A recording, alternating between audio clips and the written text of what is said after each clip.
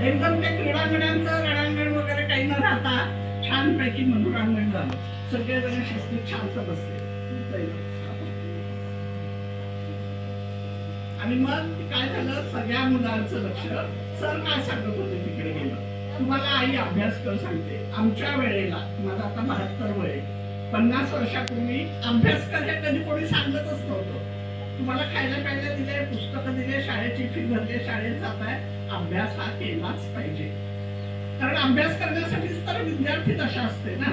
तुम्ही आता अभ्यास केला तर त्याचं पुढे फळ मिळणार आहे. तुम्ही म्हणाल मी आज अभ्यास केला, आज माझा पहिला नंबर आला नाही, काय उपयोग झाला नाही, यावर्षी मी अभ्यास करणार नाही, असं नाही. आज अभ्यास केलेलं 50 वर्षानंतर सुद्धा तुम्हाला मी त्यावेळेला जे शिकलेलं मला अजून तसं आठवतं.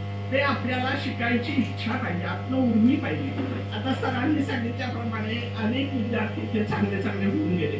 तुम्ही सुद्धा व्हा, काही अवघड नाहीये. मुली सुद्धा मिळतील आता जात आहे. मुलांना तर अगदी आवश्यकच आहे जायला.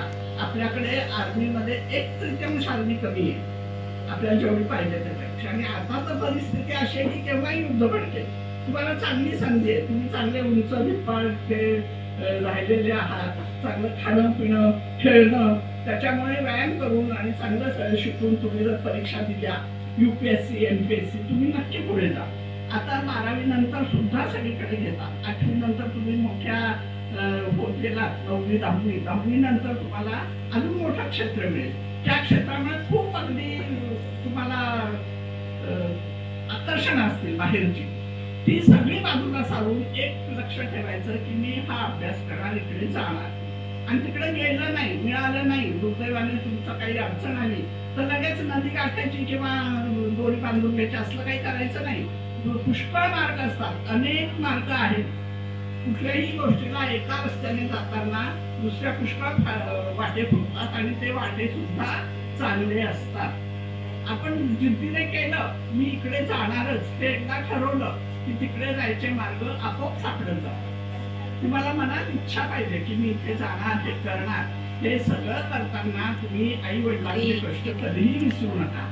तुम्ही चांगलं शिकावं, चांगलं व्हावं म्हणून त्यांचा प्रत्येक क्षण आयुष्यातलं ते घालवत असतात. त्यांचा आधी विचार करा. शिकायचंय मला, मग मी माझ्या आई वडिलांच्यासाठी शिकणार आहे, माझ्या स्वतःसाठी शिकणार आहे. आपोआपच कुटुंबावर येतं. एक माणूस शिकला चांगला की तो आपल्या घरातल्या दुसऱ्या माणसांना पण शिकवतो. हे तुमचं शाळेचं सगळं वातावरण आहे, हे फार छान आहे. शिक्षक चांगले आहेत, हे सगळं हवेशीर आहे. खरं म्हणजे हे बंद नाही करायला पाहिजे.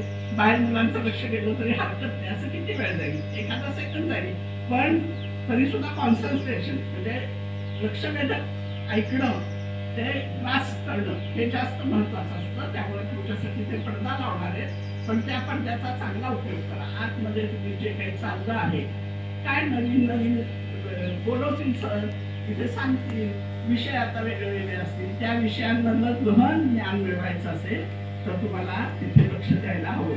त्याच्यासाठी काय करायला पाहिजे, कष्ट करायला पाहिजे. तुम्ही कर्तव्य काय ते एकदा ठरवलं, कष्ट, भरपूर कष्ट करणार. मी दिवस रात्र जाणार, दिवस रात्र सगळं काम करणार, माझं सगळं लक्ष त्याच्यावरच असेल, मी बाकी काहीही बघणार नाही, करणार नाही.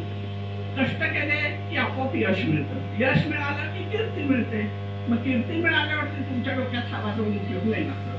तुम्ही जेव्हा कष्ट करा, त्या कष्टाची जाण ठेवून आपण कष्ट करताना आपल्याला ज्यांनी मदत केली, ज्यांनी आपल्याला प्रोत्साहन दिले, ज्यांनी आपल्याला चालले व्हा म्हणून सल्ला दिला, त्यांचा सल्ला मानून तुम्ही पुढे जाणार आहात. तुमचं चांगलं आयुष्य घडवण्यासाठी पुष्कळ लोक आहेत. तिथे शिक्षक लोक कष्ट घेत आहेत, घरात आई वडील घेत आहेत, बाहेर सुद्धा तुम्ही कोणाला विचारलं तर कोणी तुम्हाला सांगणार नाही असं नाही, हे मला येत नाही, मी दुसरं कोणाला तरी विचारून तुला सांगते किंवा दुसरं कोणाकडे पाठवते, असं लोक तुम्हाला सल्ले देतील. तुम्ही ते घ्या. हल्ली मोबाईलवर बरंच ज्ञान मिळतं, ते सुद्धा आत्मसात करा. मोठी मोठी लोक तुम्हाला काय काय सांगायला येतील, त्याच्यात वेगळं काहीतरी सापडेल, ते पण घ्या. आणि एकच मार्ग, आता हा मला येत नाही, ठीक आहे, हा येत नाही, मी हा दुसरा घेईन. गणित येत नाही, इंग्लिश घेईन, इंग्लिश येत नाही, मराठी घेईन. प्रत्येक याच्यामध्ये, प्रत्येक विषयामध्ये कुठलाही विषय तुम्ही त्याच्यात एक्सपर्ट झाला की तुम्हाला लोक विचारणारच. तुमची बुद्धीची सगळं जातं, पण बुद्धी कुठे जात नाही माणसाची.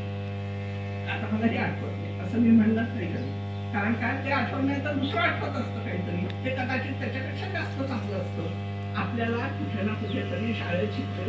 शाळा ही पायाच आहे, त्यामुळे तिथे शिकलेलं आपण कधीही विसरत नाही.